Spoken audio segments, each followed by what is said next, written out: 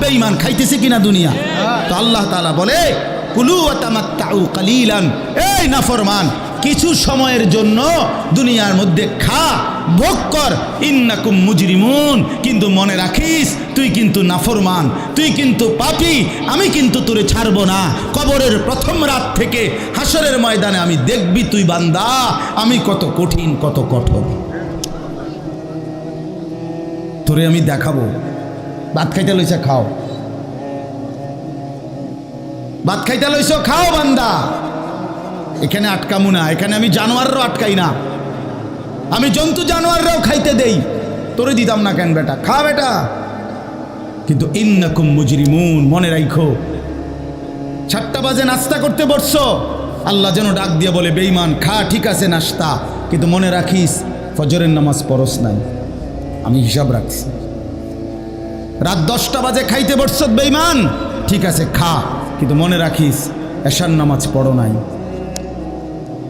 ঘর করলা, ফার্নিচার বানাইলা, ঠিক আছে থাকো, তো মনে রাখো এগুলো সুদের টাকা, এগুলা কাস্টমারের ঠকাইয়া মিথ্যা বইলা ওজনে কম দিয়া ওই টাকা আমি জানি, আমি বান্দা দেখব। ওয়াইলুন ইয়াউমাইযিল লিল মুকাদ্দিবিন, আবার বলতেছে আল্লাহ মিথ্যাবাদী নাফরমান তোমাদের জন্য বড় বেশি দুর্ভোগ, লাঞ্ছনা, আযাব তোমাদের জন্য, আযাব। এই জন্য আল্লাহ তাআলা বলছেন এটা।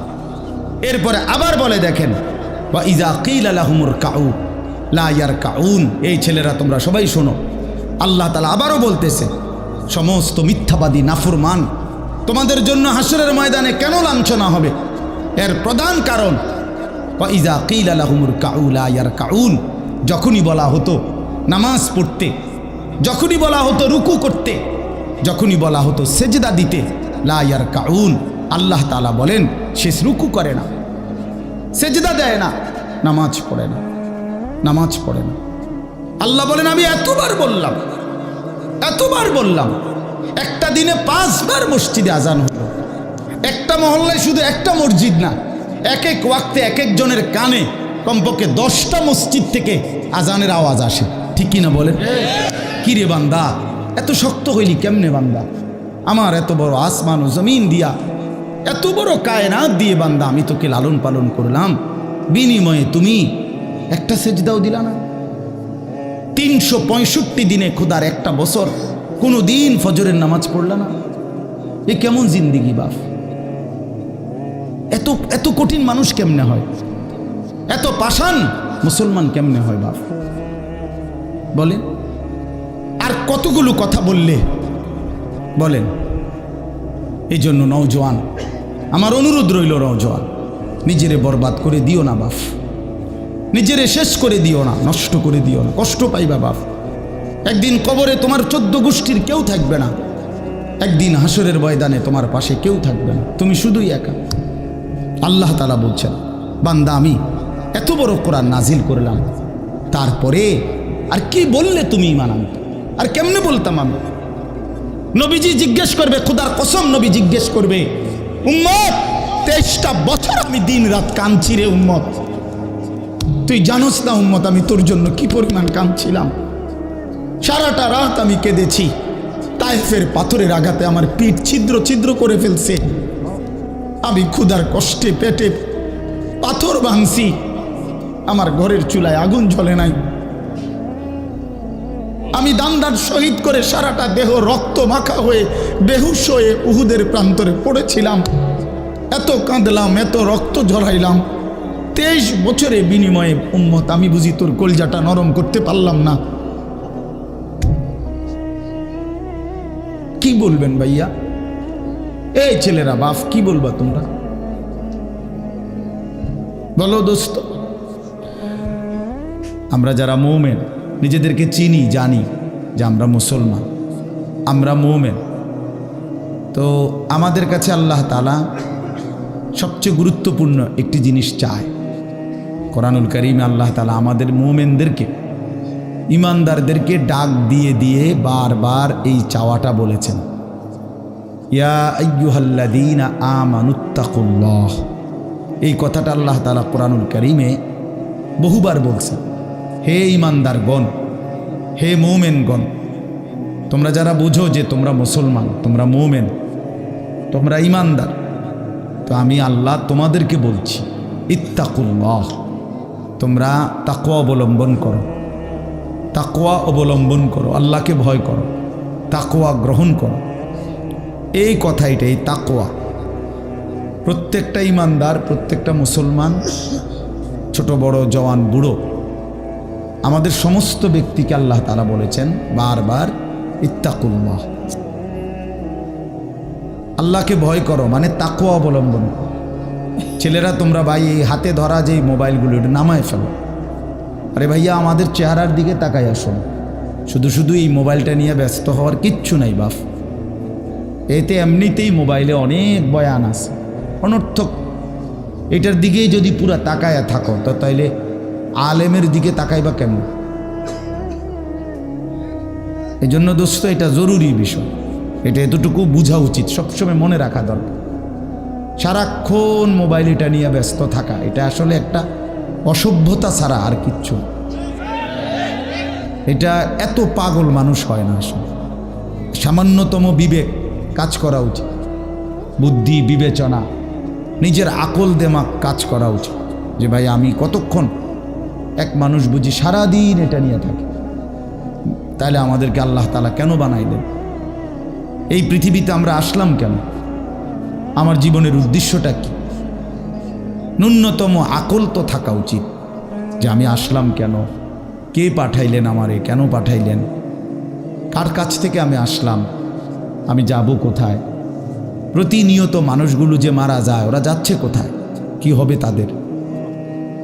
এই সামান্যতম বুদ্ধি দেমাগ একটা প্রাপ্তবয়স্ক ছেলে, তোমরা কারো বয়স 14 বছর, কারো 16 বছর, কারো 18 বছর, এ তো পরিণত বয়স, মানে পরিপক্ক বয়স।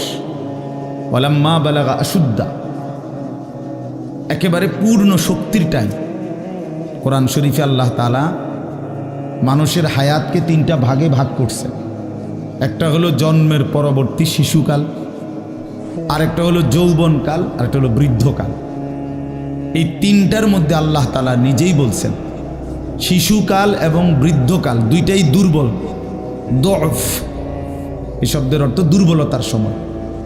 আর শুধু কেবল আল্লাহ তাআলা যৌবনকালকেই বলছেন কুওয়াতান, শক্তির সময়।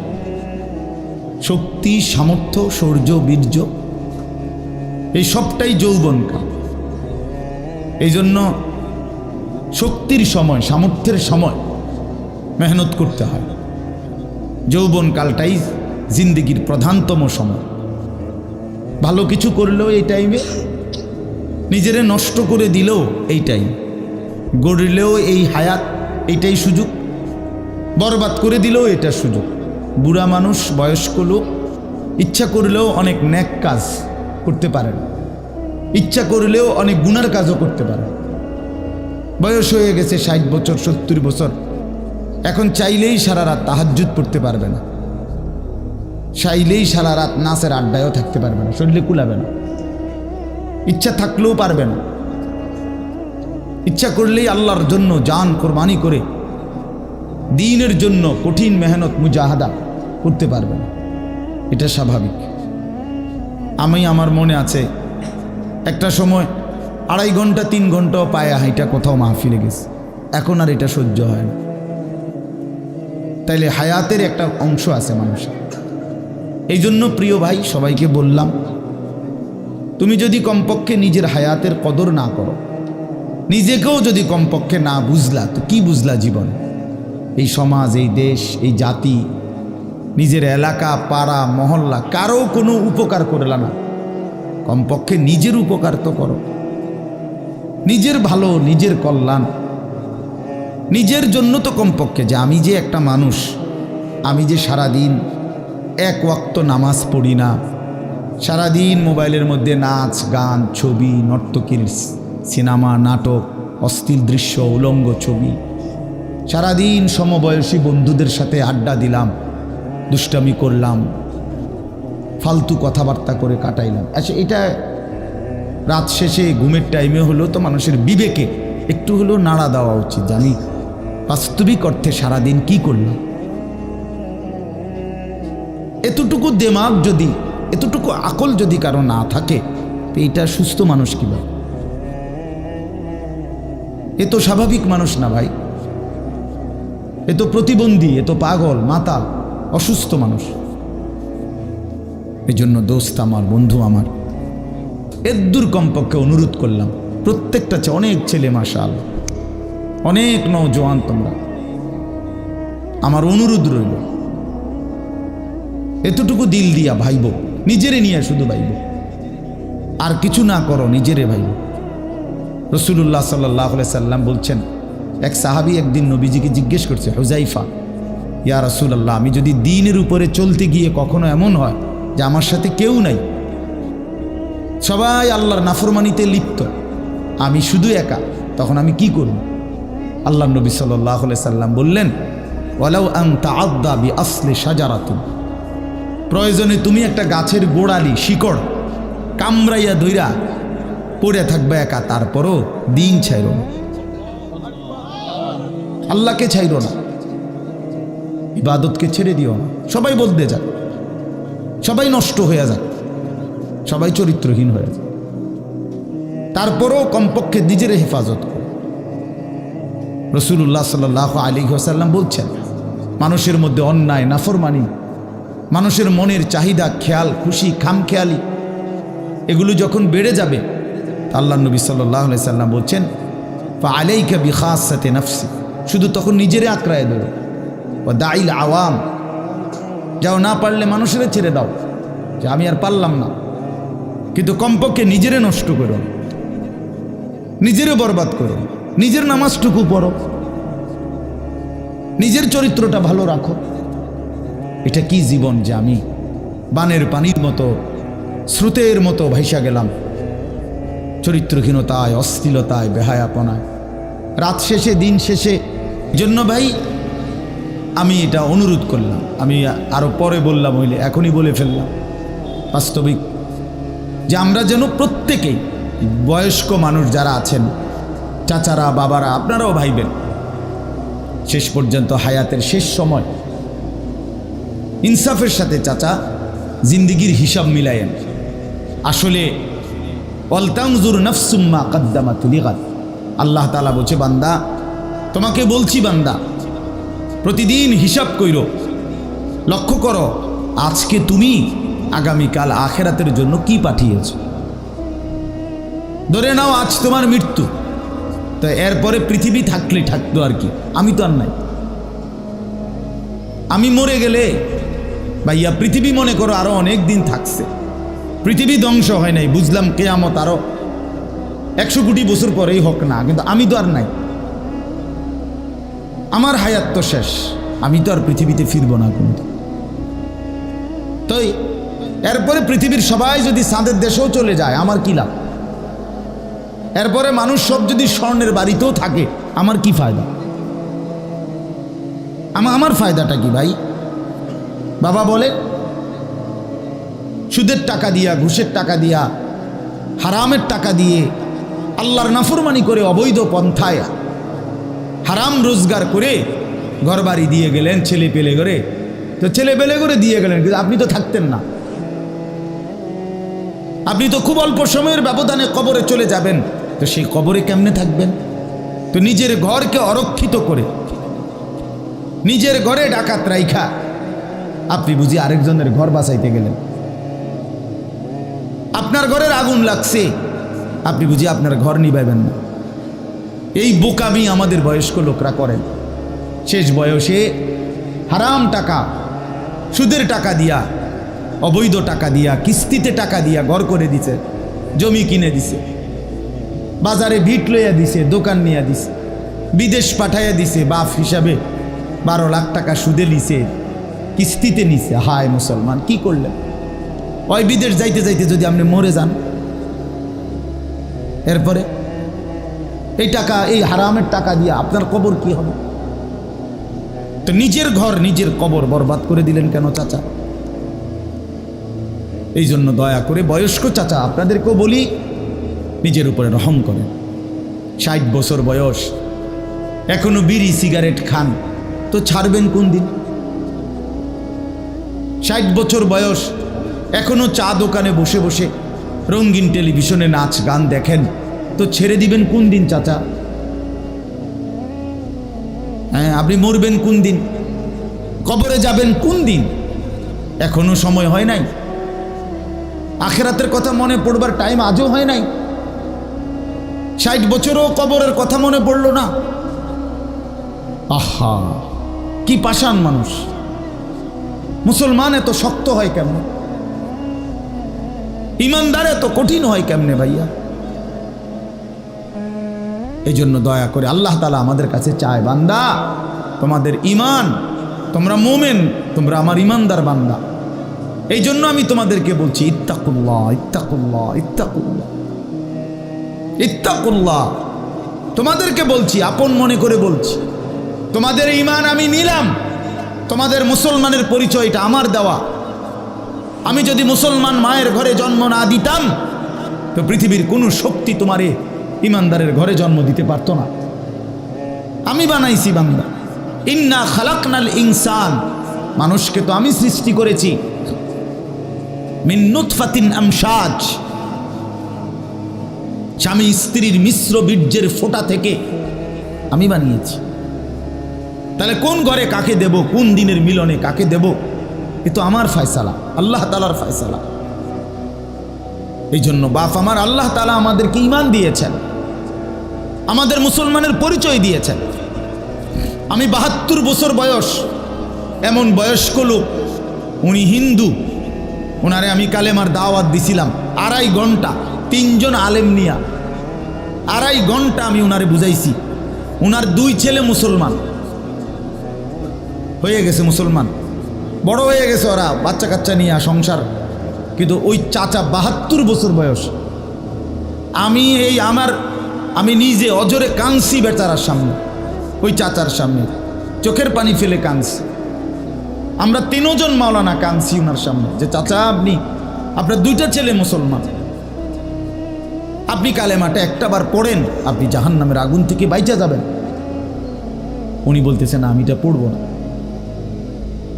পড়ে নাই, একবারও বলে না। তখন আমি আমার সাথীদেরকে বললাম, দেখেন 72 বছর জীবনের চলে গেছে, এই লোকটার জবান দিয়া কোনোদিন তার মালিকের নাম উচ্চারণ হয় নাই। আর অথচ আমরা সেই ছোট্টবেলায় 2 বছর বয়সে মায়ের কাছ থেকে যখন কথা বলা শুরু হয়েছে আমাদের, মার মাধ্যমে, বাবার মাধ্যমে, ছোটবেলায় মক্তবের হুজুরের মাধ্যমে থেকে শুরু করে আজকে পর্যন্ত কত লক্ষবার, কত হাজারবার এই কালেমা আমরা, আল্লাহ তাআলা আমাদেরকে উচ্চারণের তৌফিক দান করছে।